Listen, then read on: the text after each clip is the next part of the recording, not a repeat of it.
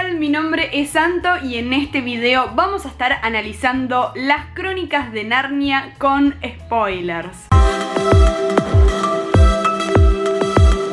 Hace ya un buen tiempo hice un video sobre esta saga en el cual les cuento cómo pueden leerla, sobre las distintas adaptaciones que se han hecho, y en ese mismo video prometí hacer en algún momento uno en el cual hagamos un análisis sobre todas las referencias y cosas muy particulares y puntuales que tiene esta saga que con el pasar del tiempo, a medida que te haces grande, te das cuenta de lo que quería decir el autor y te quedas como wow, estaba todo pensado. Esta investigación me entusiasmó bastante porque como fui a una escuela católica, todo lo que aprendí en esos años me sirvió mucho para entender mejor el análisis. Y además es historia del mundo, o sea, no es que yo crea en esa religión ni nada, es como me gusta saberlo porque me gusta saber. La inteligencia, el conocimiento es poder. Aquí obviamente que tengo mi cuaderno con todo el análisis escrito porque mamita la información. Lo primero que tienen que saber es que la saga principalmente tiene referencias, no solo de la mitología griega y romana, sino que también principalmente en la religión cristiana y también en fábulas e historias, cuentos clásicos de la literatura irlandesa. Otra cosa muy importante a saber es que la historia fue escrita un par de años después de la Segunda Guerra Mundial. Lo primerísimo que hay que saber antes de analizar puntualmente cada libro es que Aslan es Dios. Por si no se dieron cuenta, es el único personaje que aparece en los 7 libros. Y sí, el nombre Aslan significa león en turco y es el hijo del emperador de más allá de los mares, que vendría a ser una representación de Dios. O sea, si Aslan como tal es Cristo / Jesús, que es el hijo de Dios, esto hace una clara referencia a la Santísima Trinidad, que vendrían a ser Dios, Jesús y el Espíritu Santo. 3 personas diferentes que al fin y al cabo en realidad son la misma. Y así es como llegamos a el primer libro. Nos vamos a centrar en el orden cronológico de la historia, no en el de publicación. Acá nos vamos a referir primero a el sobrino del mago, que no es ni más ni menos que una alegoría, una super mega referencia a el primer libro de la Biblia, que es el Génesis. Como bien lo dice el significado de la palabra Génesis, es el comienzo de algo, en este caso de la vida tal y como la conocemos, creada por Dios en 7 días, en cada uno sucedía algo distinto, etcétera, etcétera, etcétera, hasta que llegamos al final, el pecado original, Adán y Eva, la serpiente, que no es una... ya esa historia conocidísima, prosigamos. Y el hecho de que los animales al principio, cuando Aslan empieza a crear este mundo,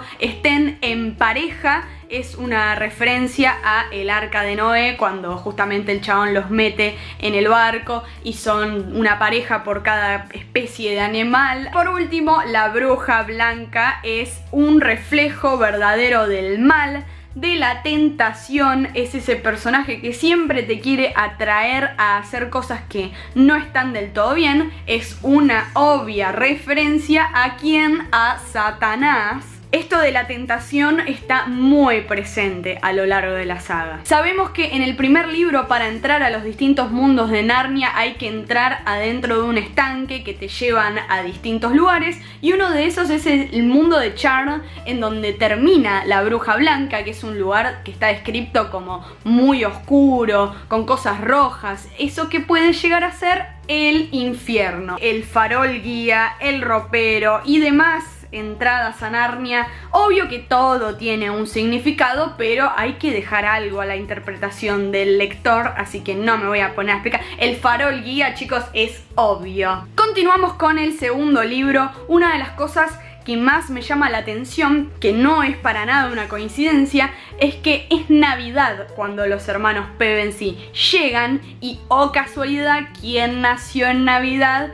el niño Jesús. Y en ese momento los narnianos estaban esperando el regreso de Aslan porque el lugar estaba en un invierno eterno. No me voy a detener a explicar la escena del sacrificio porque eso es obvio, el momento en el que Jesús se sacrifica por nosotros en la cruz para poder liberar al pueblo. Esto es exactamente lo mismo y oh casualidad que cuando Aslan se sacrifica, las dos personas que lo ven resucitar son dos mujeres, Lucy y Susan, como en la Biblia, María y María Magdalena. I pretends to be shocked. Los hermanos Pevensey obviamente que no se quedan atrás y cada uno representa algo. Peter es una referencia a el apóstol más fiel que fue Pedro, Susan y Lucy a María y María Magdalena, y Edmund, que esto soy una pelotuda porque no me di cuenta hasta el momento en el que investigué, es una referencia a Judas el traidor.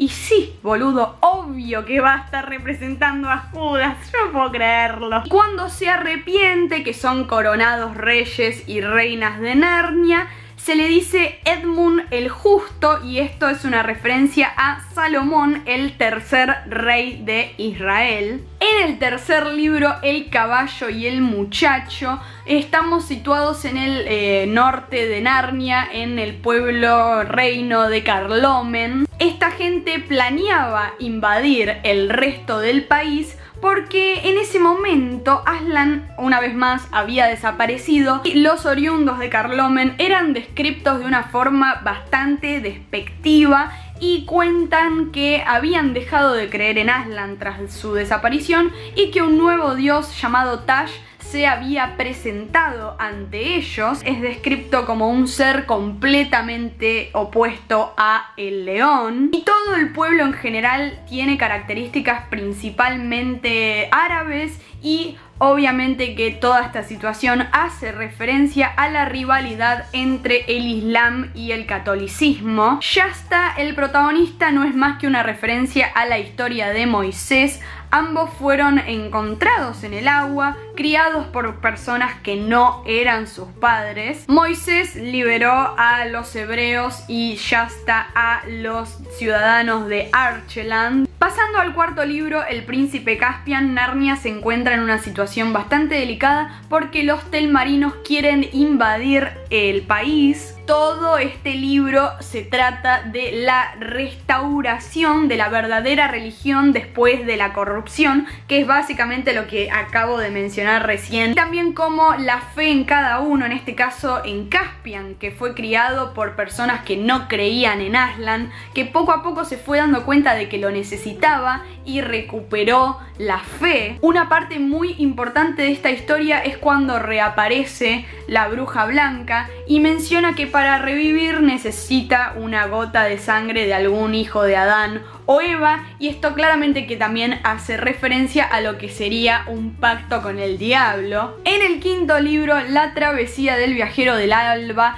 introducen al personaje de Eustace, que es el primo hermano de los hermanos Pevensey. Toda su historia hace referencia al apóstol Pablo, de cómo al principio era un perseguidor y luego se transformó en un líder y predicador. Como bien podemos ver la evolución de este personaje, al principio está bastante desesperado cuando llega a Narnia, se comporta bastante mal, hasta que se transforma en león y puede reivindicarse, reinventarse literalmente, porque cuando Aslan le pide que transforme su piel, lo bautiza. Algo que no está en la adaptación cinematográfica, pero sí en el libro, obviamente, es que en un momento Aslan, a Edmund, Lucy y Eustace se les aparece en forma de cordero, y esa es otra forma de hacer referencia a Jesús. Y ahí es cuando sucede la escena en la que les dice a Lucy y Edmund que no van a poder regresar a Narnia,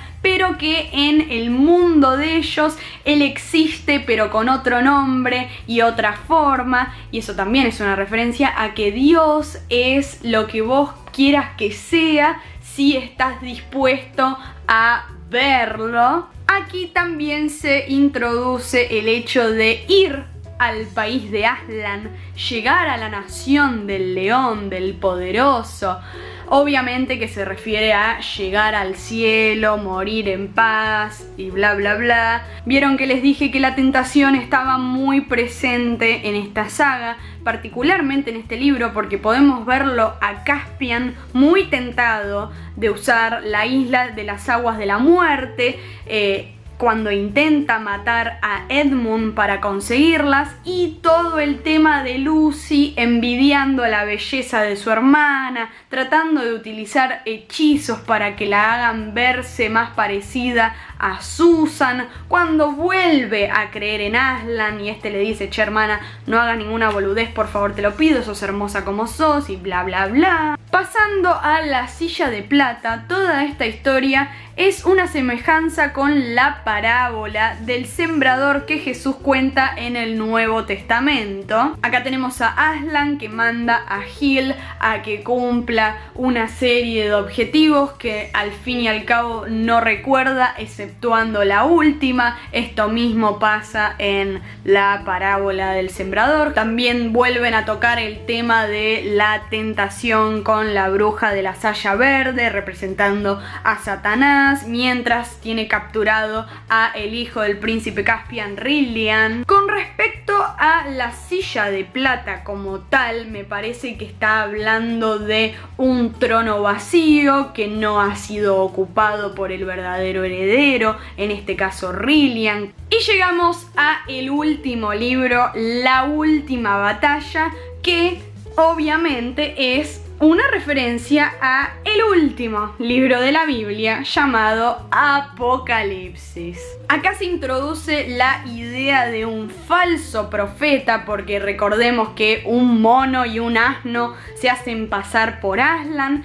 Uno le miente al otro encima diciéndole: no, él me mandó a que hagamos esto. Mentira, los recontra cagó a todos los narnianos. Y una vez que vuelve Aslan y los manda a todos a cagar y empieza a separar por un lado a las personas que siempre creyeron en él y por otro a las que no, las transforma en sombras y desaparecen. Cuando comienzan a tener las visiones de los otros personajes de la saga, diciendo que había una persona que era la mensajera de Narnia. Esto se me hace una referencia a Apolo, que es el mensajero de los dioses. Decían que Tyrion era este mensajero dentro de la historia. Acá es donde también Aslan hace una de las más grandes referencias bíblicas, que es cuando invoca al Padre Tiempo, que es un personaje mitológico que aparece en muchísimas historias, marcando el memento mori de la historia, en donde hacen como un repaso de todo lo vivido para afrontar el final. Toda la metáfora de que transforma las estrellas y Narnia queda a oscuras y Peter es el último en cerrar la puerta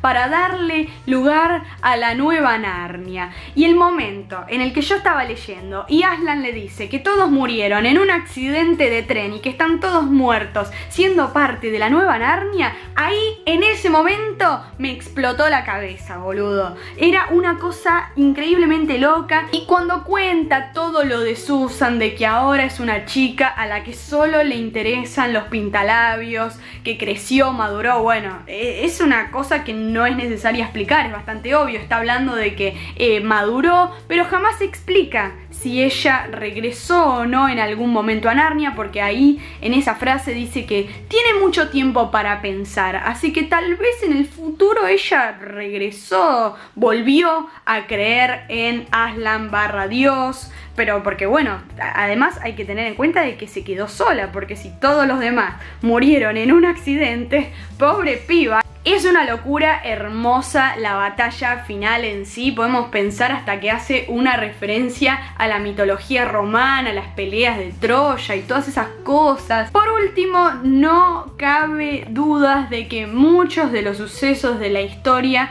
son hechos autobiográficos de la vida del autor, del cual no me voy a poner a hablar 40 horas, pero se dice que en su momento había perdido la fe y a los 30 y pico de años volvió a creer en Dios, y se decía en su momento que los libros eran una forma de invitar a los niños a sumarse a la religión. y por eso tuvo tantas controversias. Este ha sido mi pequeño y muy resumido análisis sobre las referencias que hay de la Biblia y demás en las Crónicas de Narnia. Obviamente que en los comentarios quiero que me cuenten si encuentran otra referencia que yo no haya mencionado, porque esto tiene para rato, podemos estar hablando una eternidad al respecto, pero evidentemente el video en algún punto tiene que terminar, así que espero que les haya gustado. Saben que abajo en la baticajita y acá en la batiseñal están mis redes sociales. Suscríbanse al canal si todavía no lo hicieron, porque de verdad me ayudarían muchísimo. Nos vemos en el próximo video. Bueno, ya está, lo principal ya lo dije, chicos, o sea, lean si quieren saber más. Saludos. Daba clases de catequesis. Bueno, ojo, si hay algo que la Biblia no tiene es humor, pero si ustedes dicen... O sea, mucho humor no tiene porque les pedía de todo a sus fieles, así que... Pero bueno, vamos a dejarlo ahí. Se ponía a criticar este video y es eterno, bueno, no importa.